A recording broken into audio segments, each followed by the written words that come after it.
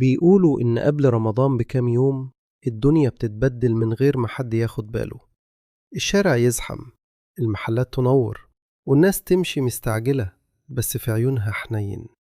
تشوف ستات شايلة شنطة تقيلة، سكر رز يميش، وتقول لنفسها رمضان لازم يدخل والبيت مستعد. وتشوف راجل واقف قدام محل فوانيس يفاصل وهو مبتسم، وابنه ماسك في ايده مستني الفانوس ينور، زي ما مستني رمضان ينور قلبه وتدخل بيت. تسمع صوت المية وهي بتغسل السجاد، وصوت الصحون وهي بتترص، وتحس بدعوة طالعة من قلب من غير صوت: يا رب تدخل علينا وانت راضي عنا. بس اللي ما يتشافش أكتر إن في ناس قبل رمضان بتحضر قلوبها، تشيل زعل وتسامح وتقول يمكن الشهر ده يكون بداية جديدة. وقبل ما الهلال يبان ناس كتير ترفع عينيها للسما وتسكت، لأن الدعوة في اللحظة دي ما بتحبش الكلام.